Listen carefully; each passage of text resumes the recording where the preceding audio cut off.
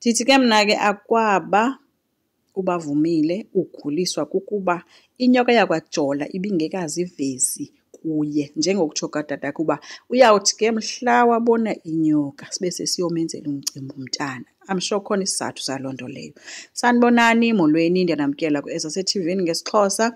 UZoleka ke noLazarus basemzini wabo apho bebonakala bezincokolela ke ngeento zomsebenzi and uZoleka ubuze kulazi uba urayithi nangayo yonke essentially uba after yonke into eyenzekileyo.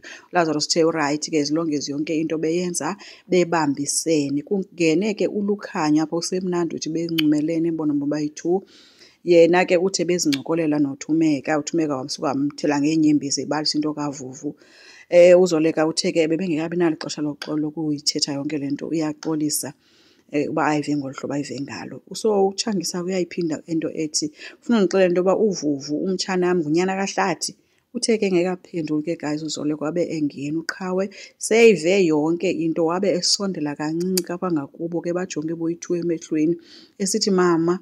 UZoleka uthe bendisazochaza qhawekazi but yes uthe ke ngekatsho ke kwabe noNonceba sengena apha emva kwawo bengamboni sithi ewe uyi-biological father kaBavumile nguHlathi. Hayi ke noNonceba wazibuzela esithi yintoni le ndigqiba kuyiva abe ke amehlo wonke ke sebejike bonke bejonge emva kwabo because kaloku uvele wabavela ngemva uNonceba esithi Lazarus kwahlwa emini ke guys ke kuLazarus engazi uba makathini. So uNonceba kuye waqhubeka ke funa iimpendulo ke buza uba kwenzeka ntoni. Utshilo kuLazarus bakhange sibe nalo ixesha lokuhlala phantsi ngayo yonke le nto. uNonceba uthi ndicela nindixelele uba bubuxoki obu ngomtshana wam. UZoleka uthe umtshana wakho isengumtshana wakho nangoku ayijiki loo nto leyo. uLukhanya uthe wo yimani bethi nani ngubani omnye umntu owaziyo ngale nto. uMagaba uyayazi uZoleka uthe akazi and akazi ungixelela and nawe uzungayithethi esithi futhi uThumeka bengenayo irayithi ukukuxelela ngayo yonke le nto lena. Kanti ke uqhawe uthe cwaka katshonela imdaka ke guys. uLazarus uthe ke okwangoku le into iphela kanje and yakwamkhozi xa esitsho ke. Uthe nditsho noyihlo ikhomba kuNonceba esithi akuzungixelela. Babashiye apho ke guys bematshekile bonke kungekho mntu uthetha nomnye because le nto inkulu babemka ke bephethe ibhekisi zomntana into ethi baya ngasesibhedlele. So babonakele ke nasemsebenzini ke uZoleka okokuqala nje after ibelekile beyothetha ke ngayo yonke into le nto yenziwe nguSydney. uOnga ke bebanikeza iripoti so uZoleka beqala ke nokumbona uOnga wabesemwelcome ke beza ke nee-solutions ke zoba kufuneka kuthethwe noboniswa ngomso. I'm not sure if bazobiza laa nto yala podcast nawe bazokwenza kanjani but ke babengise straight esibhedlele bengenaxesha but ke uye wathi ke wamkelekile ke uOnga ekhusela. So xa befika esibhedlele bafike ke ugqirha wabaxelela into yoba akazukwazi ubanika umntana lo mntana lo at risk if bangamkhupha emitshinini. So lekutshilo wathi ndiyayi-understanda yonke into ugqirha oyithethayo kodwa le nto lo mntana it's spiritual so sizoyilungisa nje le nto incinci siphinde simbuyisele. So ugqirha ke endaphe esevuma ke banika amaphepha mabasayine wabesesithi ke nizohamba nenesi kodwa ke kuyo yonke le nto eniyenzayo. Kwamabandla ke kubhizi ke kulungiselelwa ke into kaBavumile kulindwe ke oZoleka.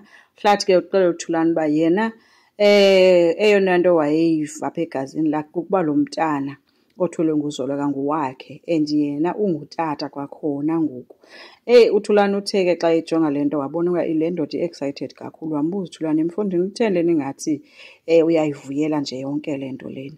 Athi komnye hayi bo uthetha ukuthini xa utsho kanjalo. Athi kaloku senditsho uba mna ngoku wena ubuyile empilweni kaZoleka if awuyiboni yonto yonke le nto.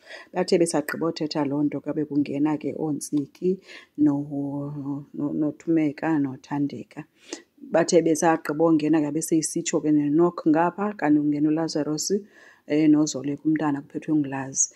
Abesele kusithiwa ke othi uZoleka ke baxelele uba ufike wabulisa nje watsho into yoba guys asinaxesha elingakanani ke kuyo yonke le nto. uHlathi kakhona into ayithethayo uthe ntshonje amehlo wakhe kuLazarus ophethe umntana.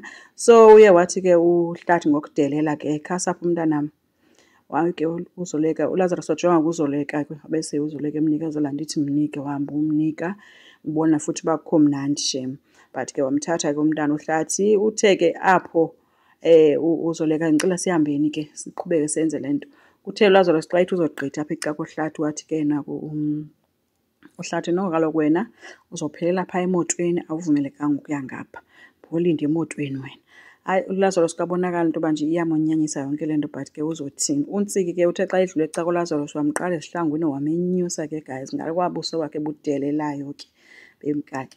So uqaliwe ke guys umsebenzi ke womntana ke, kwathetha ke uHlathi embika ke umntana koHlathi etsho ukuba umfumene kumfazi wakhe wokuqala, kwaye ke nonina onguLimise nguzamhoya naye umntana. Wamtsho ke negama lakhe uba umntana nguBavumile, kodwa ke sisazampha igama elimfaneleyo esitsho into yoba siyacela ke boHlathi boJambase nimamkele ke umntana wenu kwikhaya lakhe elimfaneleyo. Nanini na xa efika ekhaya apha sicelela nento ethi ke ooJola ze bengamlwisi ukwenzela impilo yakhe iqhubeke ke. Hayi ke wabe segqiba kuthetha yonke loo nto leyo ke wabe sethatha ke uzoleka ngapha ecaleni naye uneenyembezi ke yiyo yonke le nto ithethwayo. Ngapha uthumeka yena ubhore ke uphelile kwale uba kuthiwa nguye uzoba ngunina kulo mntwana kwakhona njengabanye abantwana. Okay ke uThulani ke uye wathatha ke ityala ke wagalela esicikweni wanika ke uHlathi wasela ke bawugqiba kumsebenzi. Beseyomnika ke uHlathi umntana uZoleka, but ngokayomnika ke guys uHlathi ubhizi uphulula uZoleka apha ngasegxalabeni, and then ke bajonge umntana. uLazarus guys ulusizi ubukele emotweni yonke le nto eyenzekayo, because ka bantu once babambe lo mntana babayi-2 amehlo wabo aba-glued nje kwinto edibanise nomntana omnye nomntu osecakwabo abamboni. Asazi ke guys bizawuphelela phi yonke le nto. Enkosi, ndicela siqhubeke sisubscribe, silike, singakhomenta futhi. Bye.